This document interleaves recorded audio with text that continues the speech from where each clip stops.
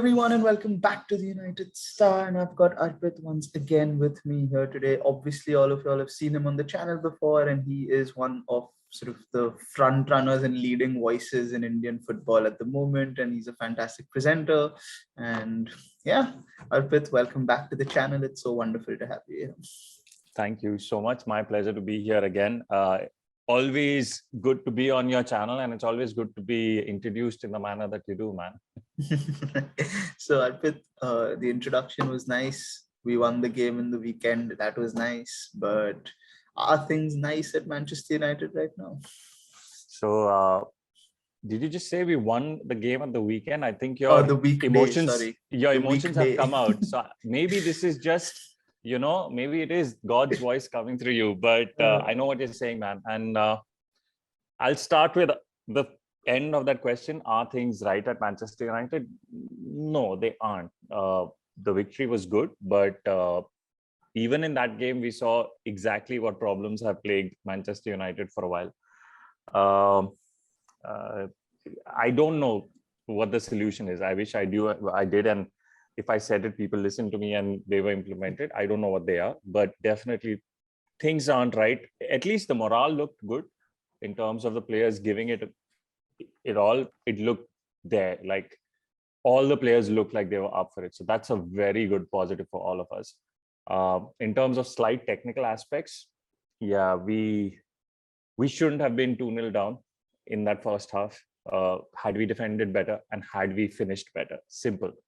But we came back from that. So no, things aren't right. And I hope that win midweek is a catalyst for better things coming our way. Yeah, absolutely. And I think one of the big signs that things aren't right is Paul Scholes, of course, on BT Sport was very critical of Manchester United and Ole Gunnar Solskjaer. And, they kept telling him that, we've come back and won. And his entire point was, but that you have to understand that you cannot play that way against big teams and get away with it. And he was very critical. And that's something that we've not seen, that ex-players, especially Ole's teammates, come out and criticize him so openly. And Scholes basically said it not in as many words, but he doesn't think Ole is the right man for the job. Now, obviously, you have more you also have some connections with experts and how they read the game. So what was their reading of that game against Atalanta, and what has their reading been of how the way Solskjaer sets teams up and the underlying problems that exist? I'll come to that bit later. What you said about Paul Scholes saying, United can't play like that. I love Paul Scholes. I mean, who doesn't love Paul Scholes? Okay, I respect his opinion. Great player.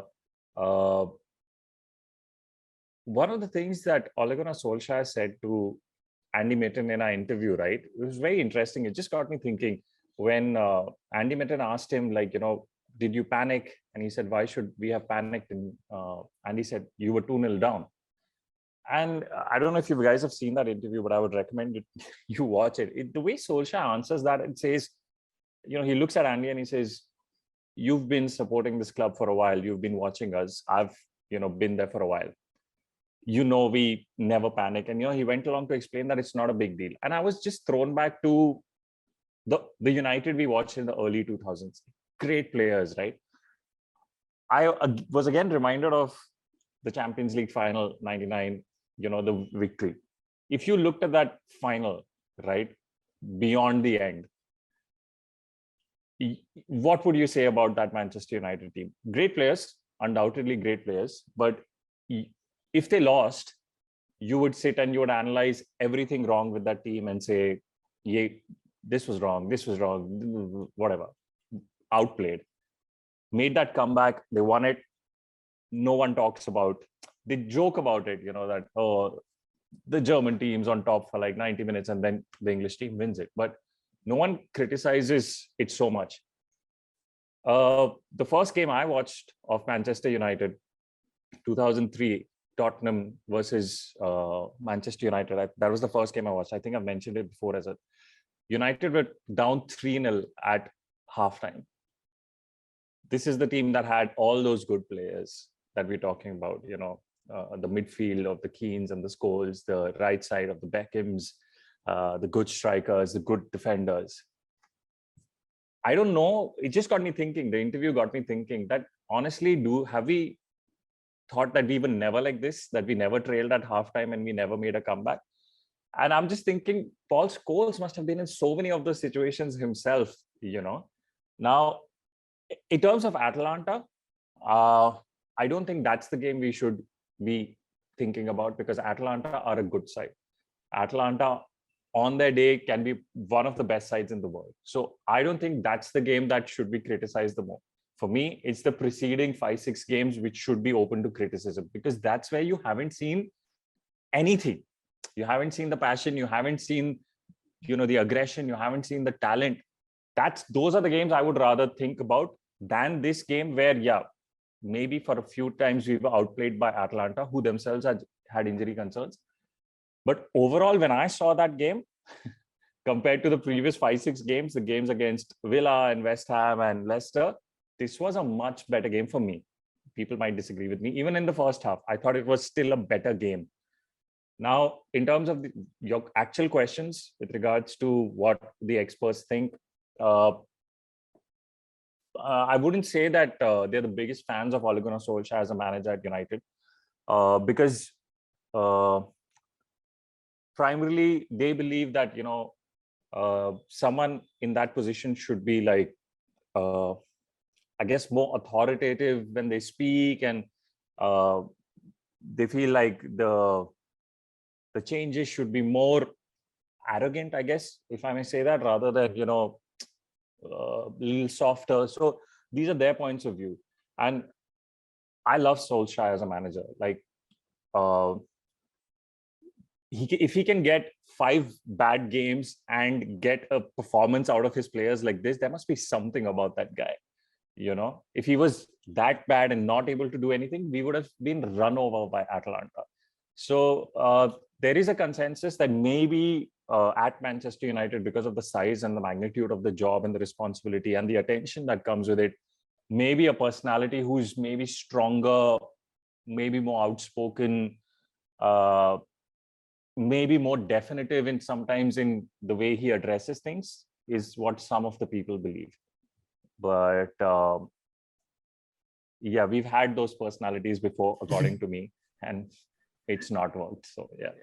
No, I think you make a fair point about comebacks in Manchester United, and obviously we've been the comeback club, especially under Sir Alex Ferguson, and metaphorically, if you want to go back after the Munich disaster, etc., etc., obviously we've been a comeback club. But I think the problem, and where I think Paul Scholes I agree with, is that there is a comeback and then there is this. I feel like this is almost like being in that kind of situation where the 5-6 games have been bad and then you're not able to come back and you lose. You pointed out the 99 final, coming back against Bayern Munich as opposed to coming back against Atalanta with 5 injuries. I think there is some difference there. We lost 2 Champions League finals with Sir Alex to that Barcelona team, and people weren't begrudging that team. Yes, we said Sir Alex got it tactically wrong. At least he's also come out and said that possibly he got it tactically wrong. But why do we not begrudge that team? Is because out of, let's say, 50 games in the season, that team was on point for, let's say, 42 games a season. They were fun to watch. They won games and they played like they could win any game and beat any team on their day. With this United side, you're not sure, even if you turn up against a team like Norwich, you're not sure of what's going to happen. So that's, I think, a little problematic. But I'll ask you one question just as part of that before we move on to the next question. To the team, or whichever teams you are thinking about previously, right?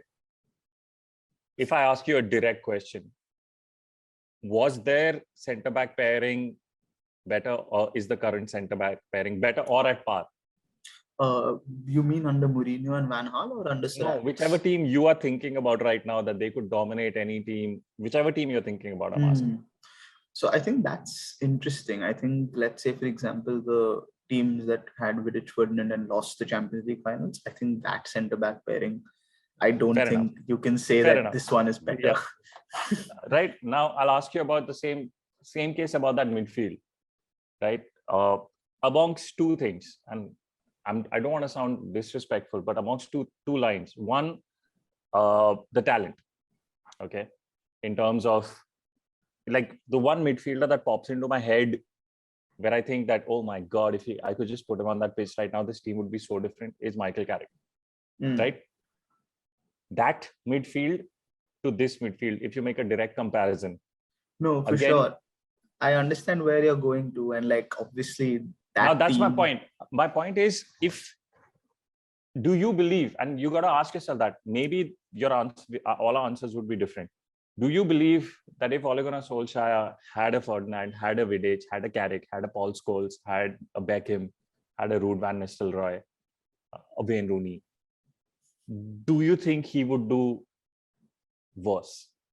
No, so I think Arpit, there are two qualifiers that I'd put there. I think number one is that all these players are sort of retired or done with football. So obviously we see them in this more sort of light where Maguire and Harry Maguire and Rafael Varane probably will end up somewhere near, at least Varane will end up somewhere near Ferdinand and Vidic, and Maguire shouldn't be far off. He's a very good defender. So once these guys retire, I think it will be a better judgment to see over their careers how they were.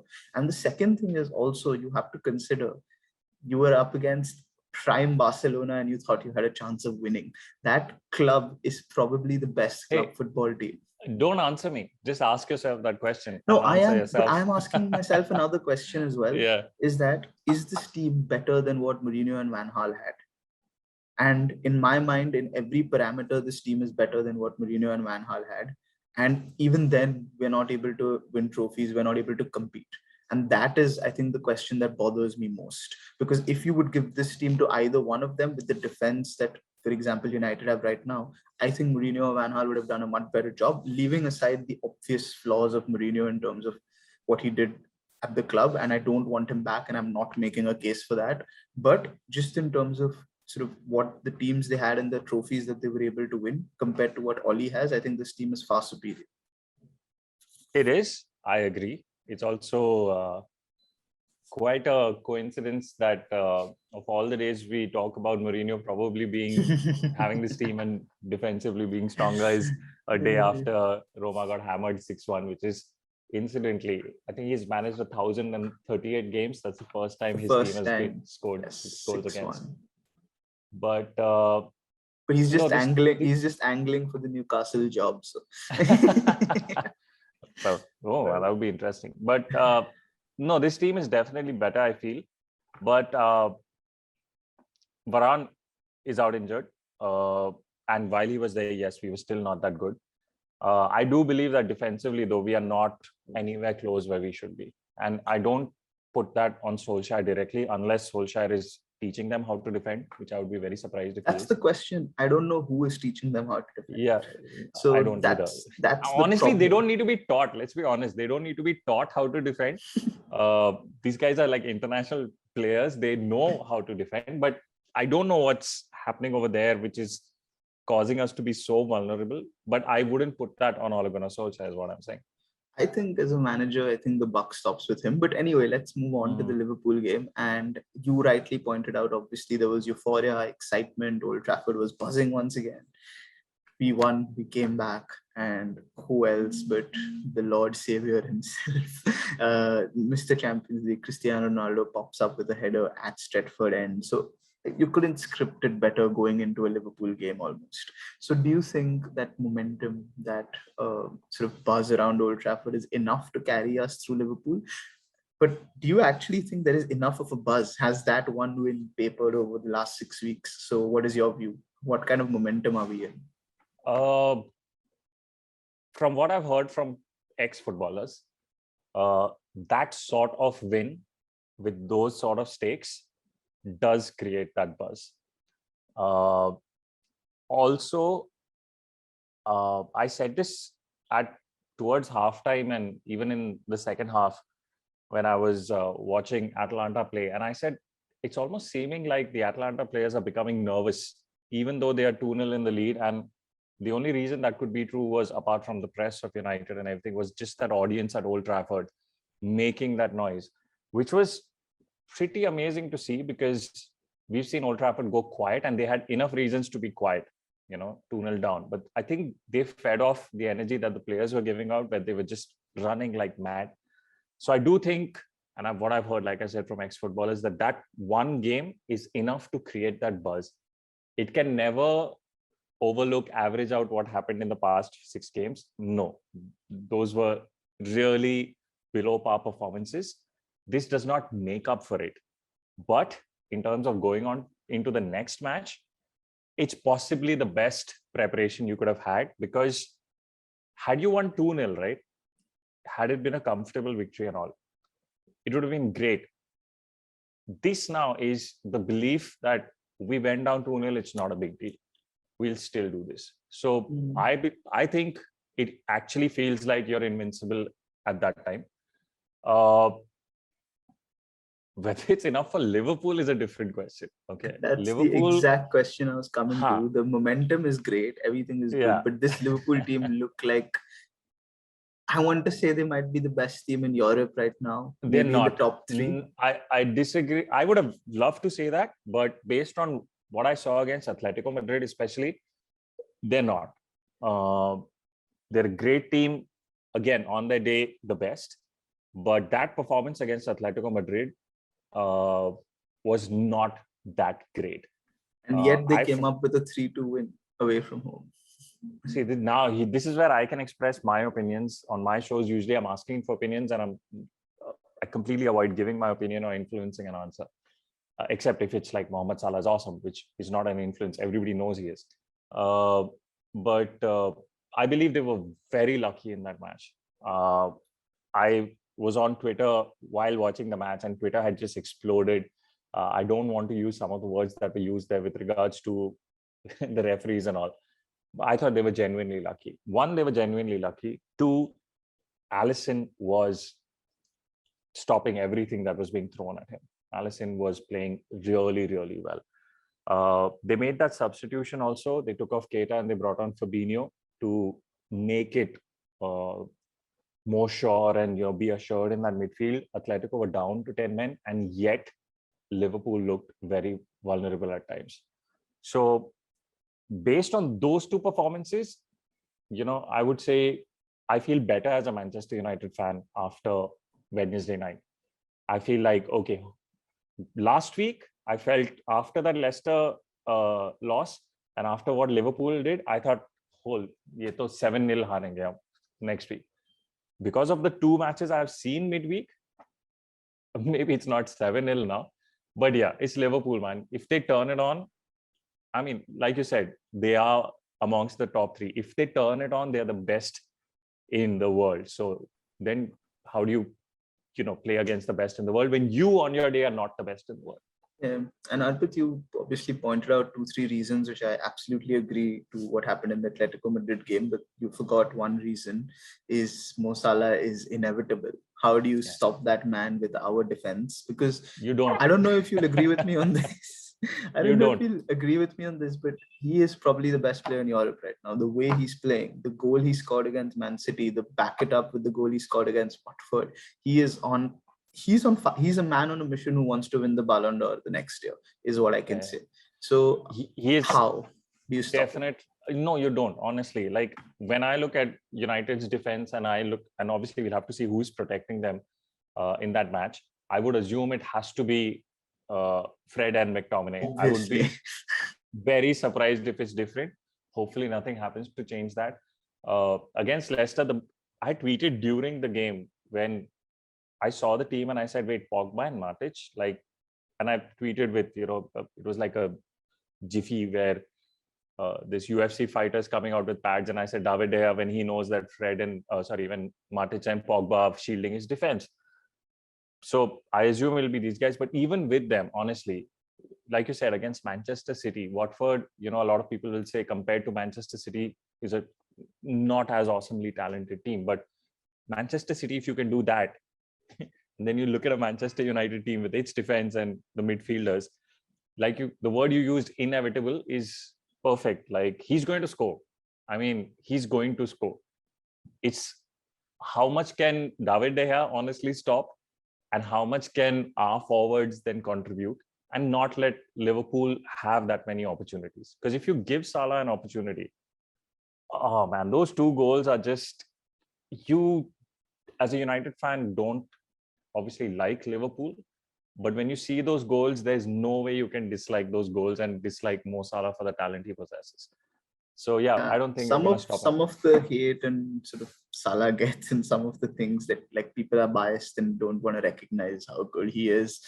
I don't understand it. This guy is a genius at what he does. You may like him, you may not like him, whatever it is, but he's an absolute genius at what he does. But Arpit, you said no one can stop him. There's one man who can, and you mentioned him, is David De Gea. I don't think the defense is going to stop him, but we have seen David De Gea pull out that save where Philippe Coutinho is celebrating before it's gone in, and De Gea saved it. And let's touch wood, De Gea is showing signs of that prime David De Gea form. And when David De Gea is in song, when he's on prime, you can expect him to make saves from like 15, 16 shots a game as well. So what do you have to say about David De Gea? I think he's been phenomenal this season. I love David De Gea. I absolutely, and I think most United fans I know love him and adore him, not just for the games that he's played this season, but we almost feel like we owe him for so many seasons where he's just single-handedly kept us alive. But the funny thing is that that's what's happening this season. He's making all these saves and we cannot keep a clean sheet. तो मैं वही तो बोल रहा हूँ, defence तुम देखो, वही तो मैं भी बोल रहा हूँ कि मुझे उतना भरोसा नहीं है डिफेंस पे जितना तुम्हें है. तो he's amazing. Okay, I personally know one person who hates David De Gea and says Henderson should start, and I never understand. I'm like, what? How? Like that? There's no math that explains it to me, but maybe to him it does. But yeah, I feel so bad for David De Gea also, honestly. The effort he's put in consistently year in, year out is expected of him as a professional player. Yes, but I don't think any goalkeeper in those top teams, 5-6 teams across Europe, I may be wrong. Some guy with statistics or Opta stats will come and say, "Nahi, bhai, look at this." But I don't think any keeper in those top 5-6 teams across Europe has had to be at his game week in, week out as often as David De Gea has to be. So I still believe he'll have to pull in the best performance if he has to keep the score at 0 from Liverpool side.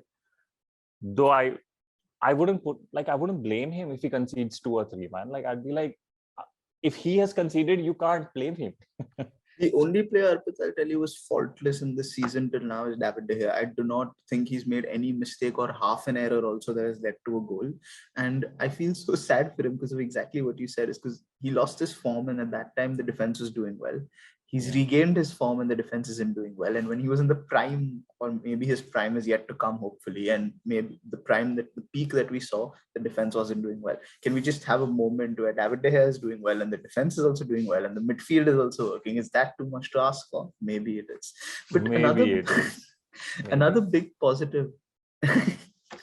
Another big positive, and I think this is massive, it's not just for the team but also for the fans, is the return of Marcus Rashford. And he has come back like he never left. 2 goals obviously in like 2 appearances, not even 2 appearances, in 1.1 appearances. How big do you think his return is, not just in terms of what he brings, like his own ability, but in terms of tactics as well, in terms of the work rate and all those other things that come along? Marcus Rashford is amazingly talented, and this is not just from us. I've heard it from people who've seen him in training and seen him taking shots and been up close with him and watched him train. And so he's got the talent. He's also, I think sometimes, me included, as a United fan, we tend to ignore the fact that he's still very young. We tend to look at him and often compare him to, maybe people compare him again to a Salah or a Mane or someone who've been there for years.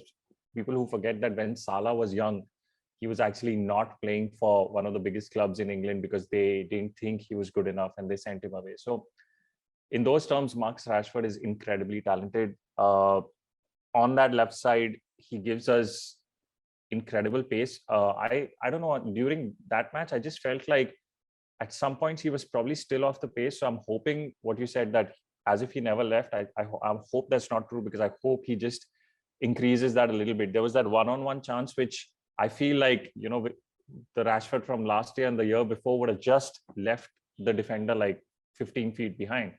But it seemed like there was something which was not allowing him to be that guy. So maybe it's match fitness or sharpness or whatever. It's just, I hope we get that more. But yeah, it is a big boost, especially because no player who's playing on the left is proving to be effective. Also, Arpit, the other thing with Rashford essentially is you're completely right. No one on the left is effective. And the other thing is he actually tracks back. Like, unlike other players there, he actually tracks back. Even though I saw this weird 4-2-4 formation against Atalanta, if we play that against Liverpool, only even God is not going to save us. But I think his work rate, Rashford's work rate, is going to be very important to Manchester United. And the other thing I feel like is, I know what you're saying. I think that sharpness is obviously lacking. I think he's lacking that feel of the game because he's just sort of come in. But I think he looks a lot more mobile, if that makes sense. I think he's sort of looked more mobile to me than he did about 3 to 4 months while he was playing with that injury. Yeah, he had a massive injury. So, and he was apparently quite affected by that and yet playing, week in, week out. So compared to that, maybe. But I've also seen, was it the Champions League, that ball up? I can't remember now, where he just raced and left everyone behind like they didn't exist. There have been many moments where it's happened. So I just feel that speed and that sharpness I didn't see in the Atlanta game. So but I think it's around the corner. Yeah, if it's there, no one touches him on that side. Like especially if he's playing Trent. Then the way we are thinking about Salah going up and causing mayhem, it'll be Rashford. If he also, actually, even if he's not like that, he'll be causing that in this match. Also the other thing with Rashford is that he's the one player who steps up in the biggest moments. So if it's City, Liverpool, Arsenal, PSG, Marcus Rashford's been there. His career kicked off that way and he's followed that trajectory. So I get a lot of confidence seeing his name on the team sheet. But then obviously now that I'm talking about the team sheet, I'm just going to lay out my 11 and you can just say if you disagree with any of the positions because I think it's fairly straightforward. I think it's going to be David De Gea, Lindelof, Maguire, Wan-Bissaka, Shaw, McFred, of course, Bruno Fernandes. I know Oli has said that there is an injury concern and he might not play, but I think that's mind games. There's no way Bruno misses this game. I think Bruno definitely starts. If Bruno doesn't start, I'd want to see Paul Pogba playing in that position. Rashford, Greenwood, Ronaldo. No, I'm with you on that. Greenwood can be frustrating at times, primarily because he does love to shoot. I know there are times when he could lay it off, but again, a lot of people probably ignore the fact that he's so young. This man will only become so much more awesome if he continues to play the way he does. So both are players on the left and right. If you think about it, if you just try to think 5 years on, if they're playing at this level, what will that team be? There is also another 90 million man who's sitting on the bench who is also so young, who can play on the right in Jadon Sancho. So this is, I would, if you ask me whom do I want to play in this game, I'd say Sancho, but I am 100% sure that Ole Gunnar Solskjaer does not trust Jadon Sancho, at least yet, and he is not going to start him, but I think Sancho can cause quite a lot of destruction in that Liverpool system of Jurgen Klopp because he's that kind of player who will cut in, cut out, do all those tricks and trick flicks, and I think it could be crucial, but I think Greenwood's going to start, so yeah. So one second. Here's the moment where I antagonize a lot of Manchester United fans. I've said this before. I wouldn't start Sancho. And I don't think that we needed him in the first place. I said that, I think, last year as well. And the year before that when he was priced 100 million upwards. I didn't believe that we needed him. I have not seen anything in these games that he has played which is ridiculously different or radically different from what Daniel James used to play. I have not seen it. Maybe some people have. So I've seen the same runs, the same attempts to cut in, the same attempt to cross when there's not really anyone in the box. So yeah, I wouldn't. I've not seen it yet. My counterpoint to that is just that I feel that, first of all, he's been played on the left far too often, whereas he's obviously a right winger. He's not been given that position. He's not played a single 90 minutes of football under Oli in this season. So I think we have to give him more chances and we need to trust him. He will fail a couple of times. He might even fail for 10 games straight, but he's the kind of player who needs to settle into that position and he will come good, is my opinion. But I mean, yes, at this point, I don't think Oli has the time to try that. He cannot afford it. And also, it's not like the other 10 players are going to carry him. So it's not going to happen. If I would make one change to that team, though, I know that's pretty much going to be the team, but if I could, based on what I want, I would maybe move Greenwood out, put Ronaldo on the right, and put Cavani up front. Ronaldo plays that for Portugal. He played that in those games where he scored a hat-trick as well. Andre Silva was playing striker and he was on the right. He comes in. I mean, you could play him in defense and he'd still be in attack. So I love Cavani. I absolutely love Edinson Cavani when he's on the pitch. And we saw that in that match also. When he comes on, he just lifts that crowd, that team to another level. There was this visual we showed during the broadcast of the Champions League where Ronaldo gives up on a ball that goes long. And you see Cavani running from the right side, So Ronaldo's probably half the distance from Cavani. And he just stops and Cavani runs that whole length to force the ball out. I think we get a corner or an attack is created.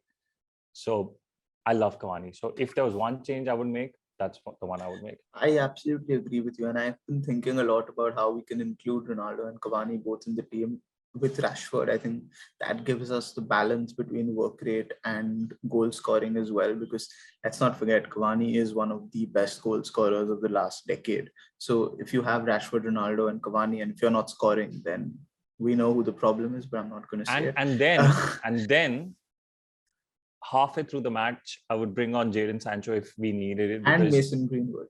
Yeah, no, primarily then Jadon Sancho, who, like I said, I'm not sure why we went so aggressively, but I would bring him on then because the reason he was so good at Dortmund, right, was he had a Haaland to play off with and to cross to.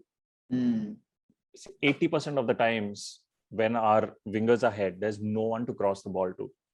Everyone's deep lying, no one's making those runs. There's only one person who makes those runs, and that's Edinson Cavani. So if you give Jadon Sancho and Edinson Cavani, he has a better chance of getting assists or looking more the player that people saw at Dortmund. I feel, humble opinion. Yeah, interesting. That's a fair point. Let's try to bring this together and wrap it up. Final 2 points. Number one will obviously be on the Mr. Inevitable we have. Is he yet inevitable? That's the real question, because he, in the last 3 Premier League games, he's taken 1 shot on target. His expected goals is 0.13, if I'm not wrong. Is he yet Mr. Inevitable? Of course, he scored in the Champions League, and it's stupid to ask that question. You're talking about Salah or you're talking about Ronaldo? We're talking about our Mr. Inevitable. Okay. Yes. I was like, one shot, that man? I'm talking about Ronaldo here. And this is sort of what is the picture in the Premier League in the last 3 games against lesser teams whom you'd expect him to dominate. So I don't know what question to ask here. It's just, I don't know. I don't want to say that I'm not writing off Ronaldo. That'd be stupid to do. But in some ways, does he hamper the way we play? In some ways, is he sort of the answer to our attacking solution problems?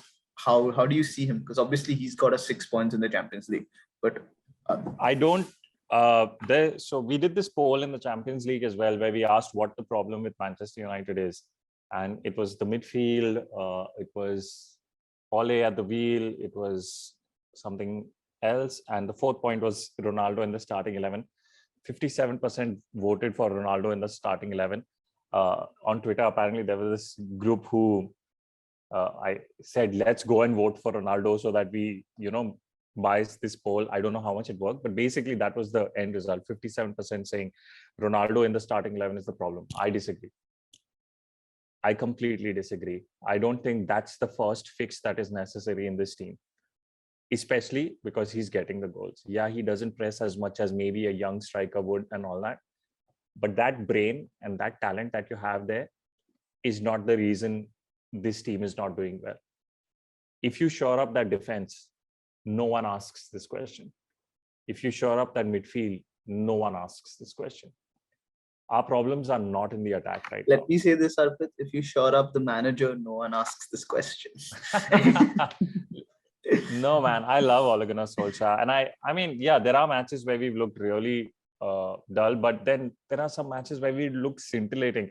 And in those scintillating matches, we've conceded because the defense has made Isn't that the problem? Isn't that the problem? We are Manchester United. We can't be scintillating in a few and then, okay, we can't be bothered in a few. We need to win the Premier League. I'm saying there are individual errors also, specifically in defense and that midfield, that have caused us massive pain. I mean, I'm looking at that Leicester match and this visual of Matic trying to, outside of the foot, lob the ball to Pogba comes to mind, and he gets snatched in midfield, and then Pogba is just jogging back, and I'm like, and I hope people aren't saying Ronaldo's the problem, because there is just the definition of the problem that we have.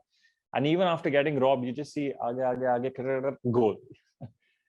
So that's I can't understand how that's a manager thing. Maybe it is, maybe you're right, I don't know, but I can't directly fathom how that is a manager issue.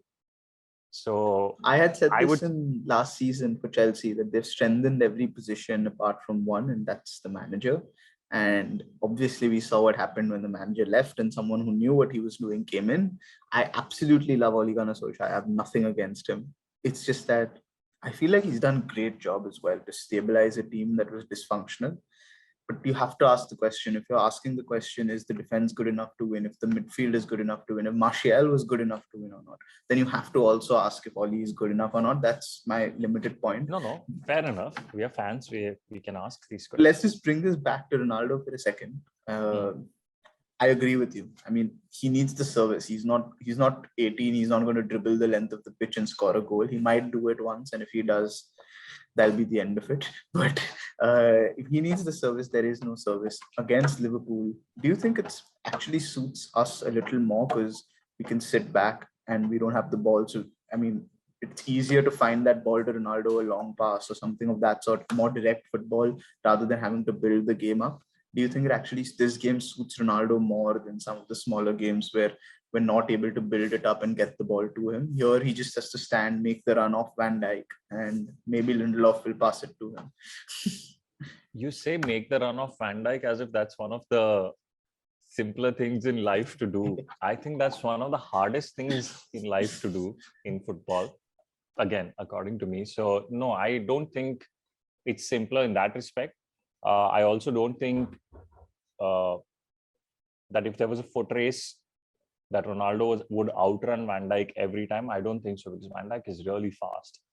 We've seen him, I think, run with Mbappe and, take the ball of Mbappe. And also, I don't think that is going to happen. The one place I see what you're saying happen is only on the left, when Trent goes ahead and that ball goes and Rashford runs into it. I don't think directly when you say Ronaldo and, that tactic coming in, I don't see that happening. Fair enough. How many times do you think Rashford is going to run behind, and what's the score going to be? This could be another 3-2, 4-3, honestly, because even Liverpool aren't defending that well. That's arguable. They've conceded only 4 goals this season. Yeah, in the league. Yeah, I watched them. I mean, I watched Brentford score 3 against them. I watched Atletico Madrid score 2 against them and get a lot more chances. One of the reasons they don't concede too many is because they're so good in possession that the other team doesn't really have that many chances. So when they have those chances, they have to be absolutely clinical. And even if they are clinical, then there's Alisson standing in their part to stop it. So I don't think it's down to just great defending that they're keeping those clean sheets or conceding less goals. You saw them against Brentford. They looked vulnerable every single time. You see them against Atletico Madrid. Again, it doesn't look like the defense of last year the year before when Van Dijk was, it just looked like cement ka ek block tha ki kuch ja hi nahi raha hai uske paas. So I don't think overall they're defending as well as They look vulnerable at times. So this could be one of those games which could get a scoreline. I'm going to go in our favor, obviously. I'm going to hope that, again, David De Gea puts in a man of the match performance, unfortunately, but maybe 3-1 to us. 3-1. I think 2-1 to us is more. I think that's what will happen. I think Salah will score first. Yeah, that's the one thing. It's so hard to say that they won't score. No, I think I mean, if we keep a clean sheet against Liverpool, I think Klopp will be answering a lot of questions because we can't keep a clean sheet against anybody. I think Liverpool have to score. I think our defense is not good enough. Our midfield is not good enough. So I think Salah scores first, and then we get again a second half push and a late goal to win it. The other thing, like our center, we've been, talking ill of the centre back pairing a lot, I believe, but even Shaw and Van Bissaka at times in the past few games, you just feel like Luke Shaw. Why? Shaw has been appalling this season. It's like he's back to his. He started off all right, but then sometimes you just like, bro, just run back, just stay there for a while. It's like he's back to the Mourinho days, but yeah, let's not think of that today. So that's another thing. Yeah, those I want to end on a sort of sadder note, so to speak. We've made our predictions and we've both said United will win.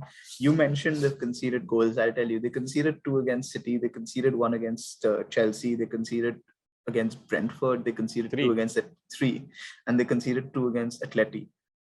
The one thing common among all these 4 teams is that they're very well organized and very well managed teams, which I cannot say about United. But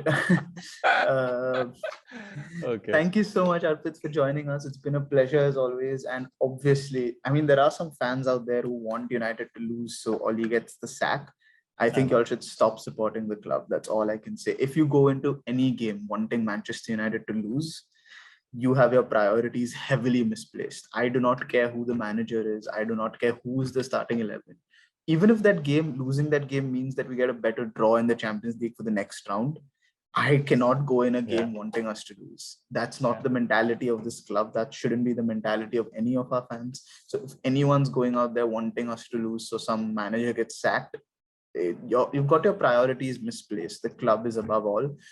It's Liverpool. It's the biggest fixture for us in the league.